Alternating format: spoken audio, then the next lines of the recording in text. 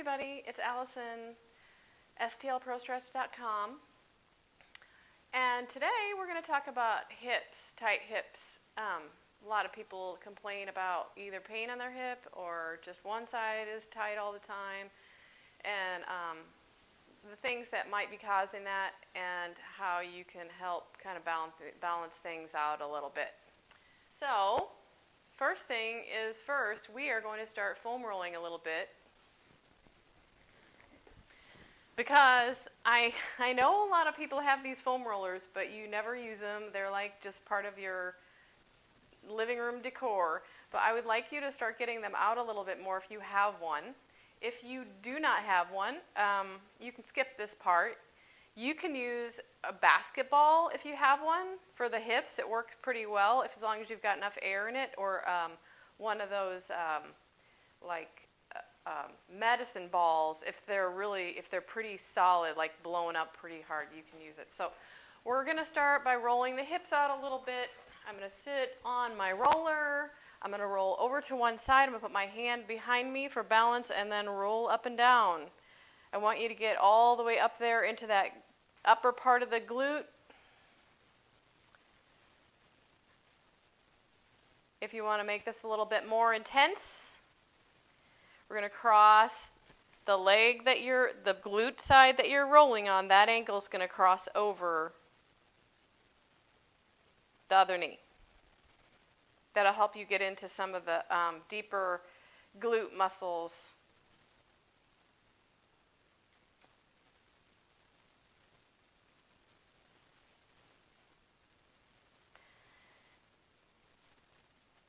And that'll probably about do it.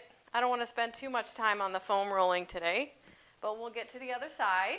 So again, my hand's behind me just for balance, and I'm rolling up and down. Notice which side is tighter. And then to get in there a little more, I'm going to cross my ankle over. You don't have to do that. If one side's not tighter, you're pretty balanced, that's probably a good thing.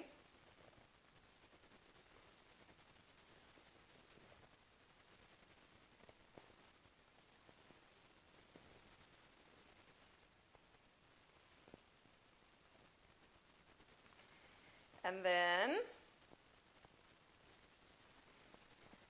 we're going to do another foam rolling exercise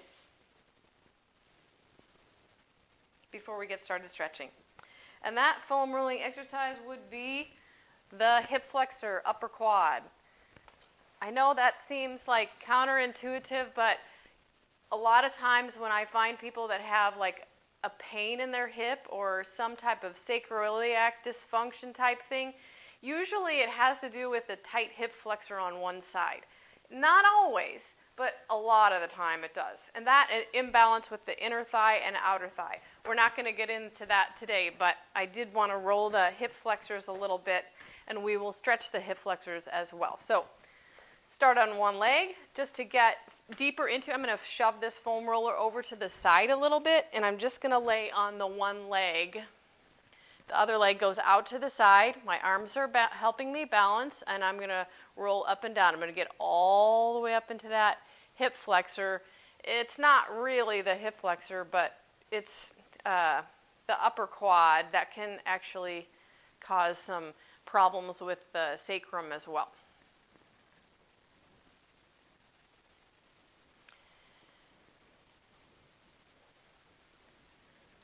And I'm going to actually roll just straight up and down on this quad, and then I'm going to kind of turn it to the side a little bit. If you want to take this opportunity and getting way into that quad, go ahead. If you've got kind of bony hips, my hips are a little bit bony, this can get a little bit uncomfortable rolling up too high. So just take it easy. Feel it out. I'm finding a little pocket here, and I'll show you where that is. It's right if you find your hip bone and you go straight down and kind of out to the side just a little bit, you've got that TFL muscle right there, and that's actually considered one of the abductors that we're gonna. It's a hip muscle, but it makes your leg go out to the side. It's a cranky little muscle sometimes, But if you find a little pocket in there, just get on there and hold it for a moment. I'm not going to make you get out your lacrosse ball or your yoga balls yet, but because I know a lot of people don't have them. But those are ideal for getting into the TFL. And then we'll switch sides. So I'm rolling on my other thigh.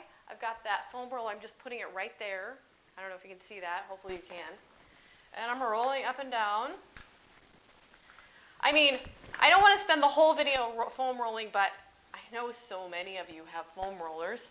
If you don't have a foam roller, I'm guessing they aren't sold out like all the dumbbells and gym equipment. But I usually get mine from powersystems.com. Maybe you could go in with a bunch of your friends. They're really not that expensive. They're a lot less expensive than you would buy them most of the time retail. And then you can choose, like they have a whole bunch of different types of foam rollers. So again, I'm going to kind of roll to the side. I'm going to try to find that TFL. See if I can. I'm kind of rolling over my microphone a little bit, but we'll see. If I don't want to mess that up. But you know what I'm talking about. We did it on the other side.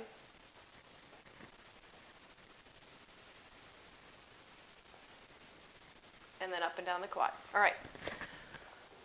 So,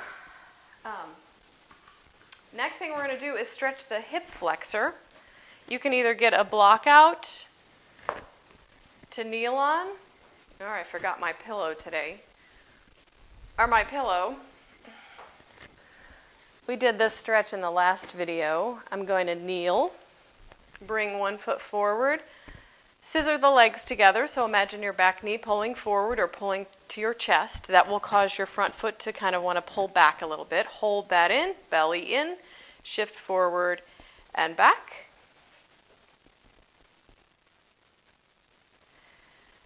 And today, I think I'm going to take this into a little bit of a turn. Different than the other turn that we did the other day. I'm going to actually turn into my quad. So I'm turning away from you. See if that helps your hip flexor stretch a little bit. I know that is causing me when I turn to like stick my belly out a little bit. I'm going to try to minimize that if I can.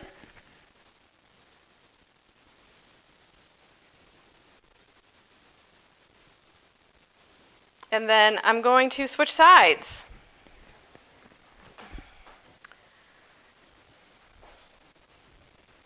If you need something for balance, get a chair.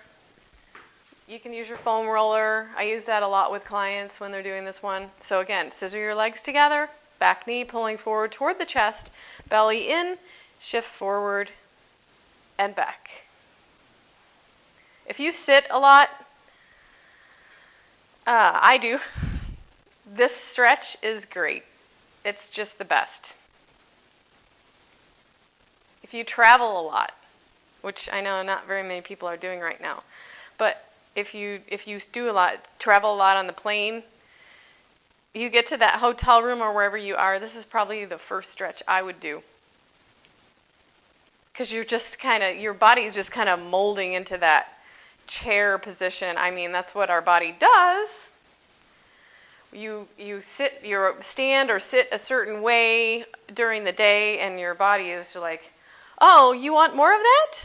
I can give you lots more of that. And it just kind of molds itself into that shape. And then you try to stand up, and then your back hurts because your hip flexor is like stuck, right? Stuck in this sitting position, and you try to stand up, and it doesn't want to loosen, so your butt goes out. And then you end up walking around like this, like I always say, Mrs. Wiggins from the Carol Burnett show. And we don't want to do that. We want to stand up straight. Okay, next we are going to work into, this is probably my favorite way to warm up the glutes, is the standing figure 4 stretch. This is borrowed from yoga, but we're going to add movement and resistance. Remember, a resistance stretch is when muscle goes from short to long while it's resisting against a force. In this case, it is our ankle pressing into the thigh. So once you press the ankle into the thigh, it's going to activate that glute back here. You're going to stick your butt out as much as you can as you bend at the standing leg. Stick your butt way out there until you feel a stretch. Use that ankle to push yourself back up again. Keep the pressure there. Feels good, doesn't it? Yeah. First 3, usually like a little tight. You want to not push this one because those external rotators in your hip, the deep glute muscles, they aren't really as stable as you might think. If you yank them too hard, you can cause problems with your sacrum, and we don't want to do that. So we want to make sure that we're feeling a stretch, but we're not like dumping into it. We want to keep it safe. One more, and then we switch sides. Ankle crosses over, press the ankle into the thigh, stick your butt out, sit, keep the ankle pressing into the thigh, and come back up again.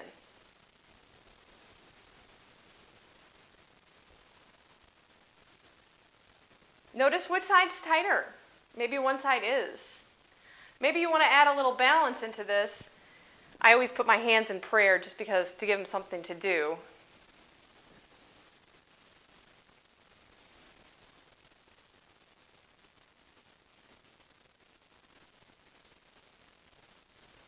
And as I said, after about 3 or 4, you should be able to get down a little bit deeper, but don't push it. It definitely should not hurt. And if it does, then stop doing it. We don't want to do anything that hurts. You might even be able to feel this little TFL muscle on the side. As you come up, it's getting a little bit of a stretch. And that's what muscle we're going to stretch next. We're going to do 2 stretches for the TFL. It's a hard muscle to get into. And the first one that we're going to do, it's pretty easy. We're going to take a leg in front, bend it about 90 degrees. My arms are back behind me. I'm going to cross the other ankle over. And this one is kind of hard to tell where the resistance is, but because it's not really a true resistance stretch, but we are going to try to make it one. This knee is going to go out to the side, and you're going to push the other knee toward the ankle. So just do what you can. As you can see, I'm moving okay today, but you know, some people, you get to this point and that's about as far as they can go. Do you feel this little muscle on the side of your hip? That's the TFL. And I'll explain why we're stretching it this way and why we need external rotation to stretch it.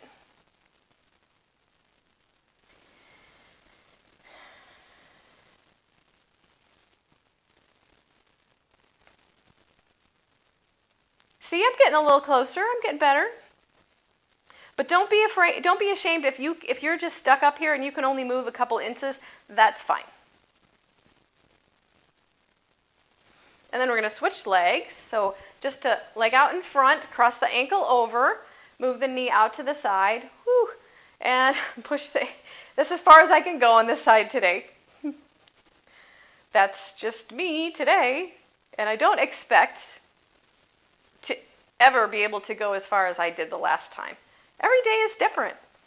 You know, you haven't been doing the same things every day. Well, maybe you have, but you know, there's ways you sleep and stress that can alter. Stress is huge. Your whole body can tighten up a lot when you're under stress, and I know that some of us are right now in this unprecedented time, as they say.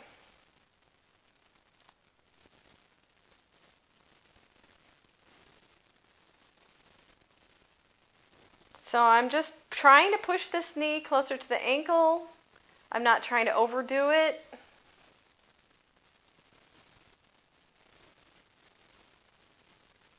It does feel nice and hurts in a good way. It's a good hurt. It's a good hurt. Okay, and then the next stretch we're going to do is another one for the TFL. I'm going to use my pillow for this. You can get a blanket or something. You don't need it for this stretch. And I'm going to use my yoga blocks just to get me started. So I've got my yoga blocks out front. Actually, I'm going to turn to the side because you might be able to see what I'm doing better. I'm going to take the back of my left knee my left knee is going to cross behind the back of my right knee. So the front of my left knee is bumped up against the back of my right knee. Got that? If you can spread your feet far, great. Some of you might be able to be getting a stretch right here. Just move around. Enjoy it. I am going to walk up and try to balance here. I'm lifting up. I'm going to pull my belly in, and then I'm going to sit back. Now, earlier I said we have to have external rotation to stretch the TFL. This doesn't appear to be external rotation, does it? But it is, because my feet are apart, so my knee is actually turning open, if that makes any sense.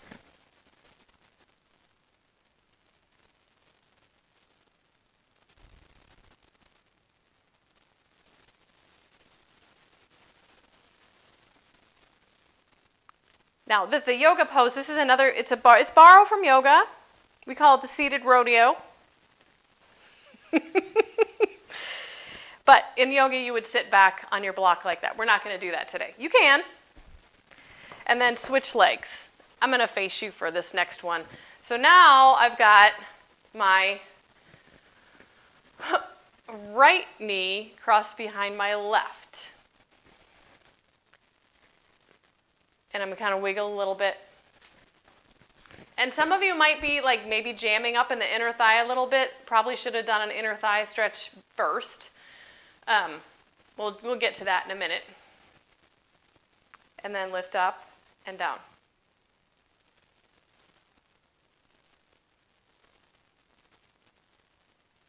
I'm really feeling the TFL on this side. So it's the back leg. That's where you're going to feel it.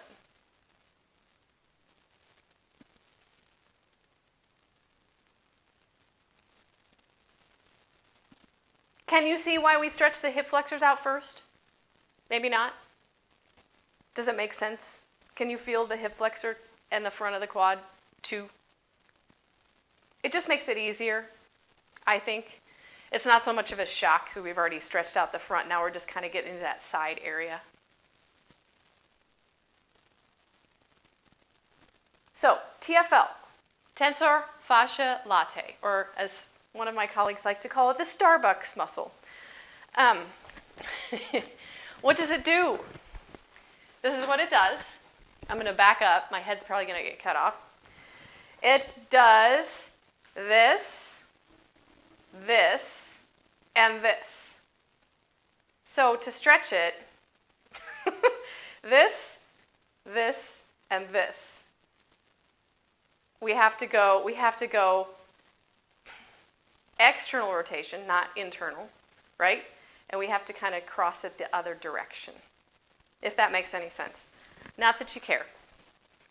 I find it fascinating. Okay, so if that was bothering your inner thigh, here's a quick inner thigh exercise that you can do. It's nice. I like it. Your foot's going to go out to the side. I prefer toe down, but you can kind of make it into a diagonal. I'm going to push my foot into the ground, hands behind my head. Try not to stick my butt out and lean to the side and come back up again. Pressing that foot into the mat and back up.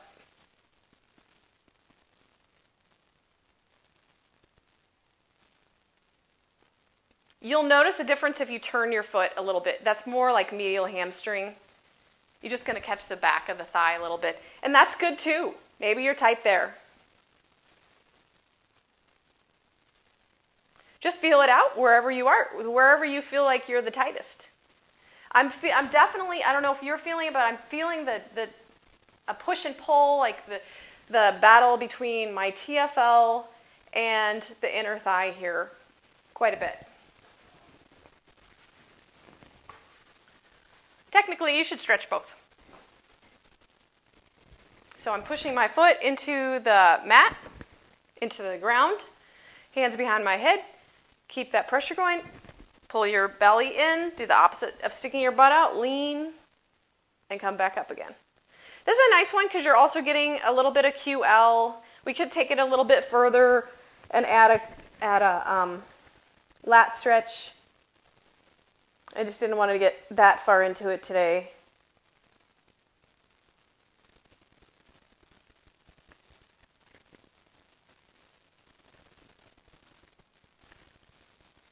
Okay, we're going to go a little bit farther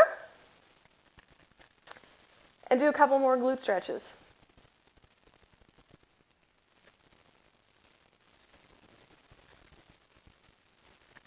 All right, next. I'm going to get rid of that.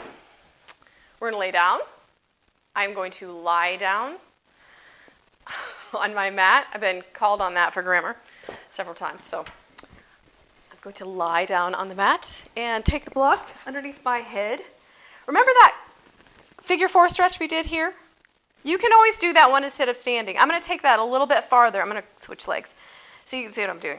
I'm going to take my left hand and palm to arch, grab that foot, and the other leg, I don't care what the other leg does. It's okay. I want you to, you can stretch out, you can be bent. I want you to push that foot out. The hand's going to hold it steady. No like lazy foot. Pull the toes back toward the shin, so get that ankle nice and stabilized by pulling the toes back toward the shin or dorsiflexing your ankle. And while I'm pushing out, I'm going to hold it back with my hand and then drift over to the left. I'm not going too far. I'm actually trying to push the whole leg away from my head. And this is a great stretch for your piriformis. What's the piriformis? Piriformis is an external rotator, and a lot of people have tightness there for various reasons.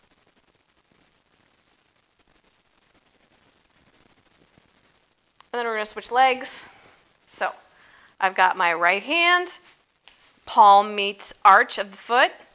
I'm going to push out with my foot, catch it with my hand, drift over. I'm kind of pushing the whole leg out away from me.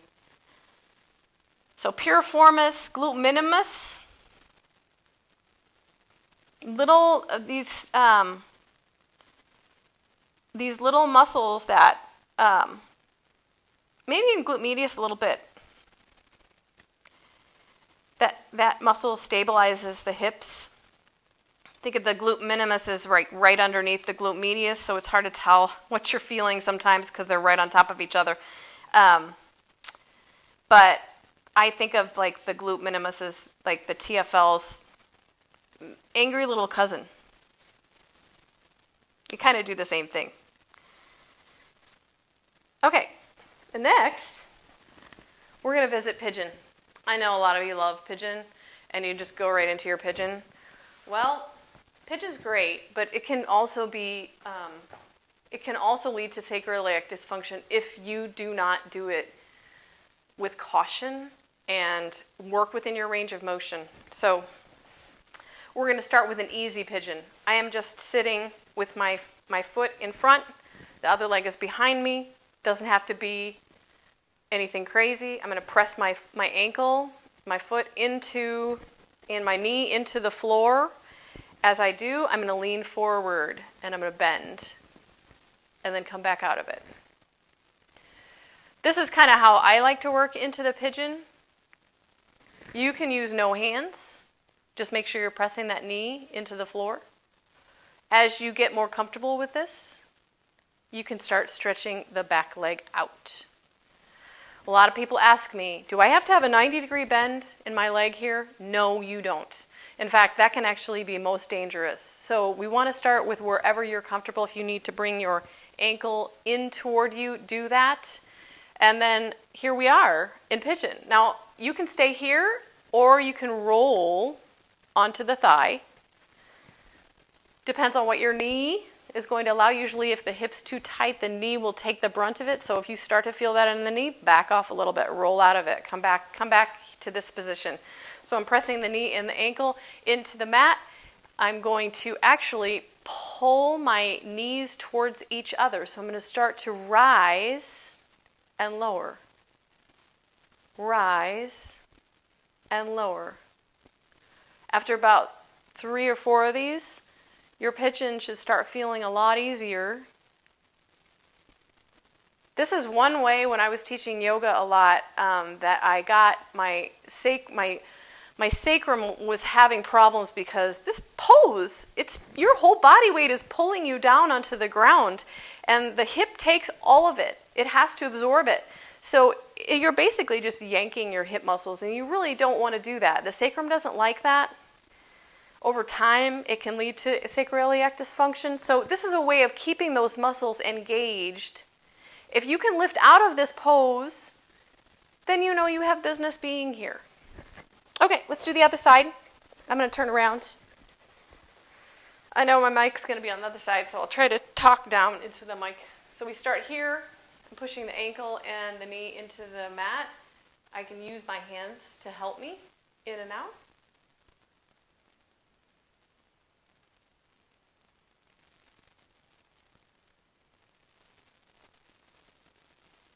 And then if you are comfortable with this, you can start to stretch out the back leg. And bring your ankle in, just depending on where you are. I don't want you to feel like you have to be like this because you've seen pictures of people in Pigeon and they're all like this. That doesn't mean that you have to be there. You have to be in a position where your body isn't feeling like it's tied up like a pretzel, right? And we want to move in and out of this movement, of this with fluidity, and with power. So using those muscles. Now I'm going to turn, and I'm going to lift up, pulling my knees towards each other, and lower down. This is actually 2 stretches, hip flexor, quad, in the upper part, and the glute. I think that's why a lot of people love this pose, love Pigeon, is because it's great, like all the way up the abdominals and the upper quad and the hip flexor and the glute stretch on the other side.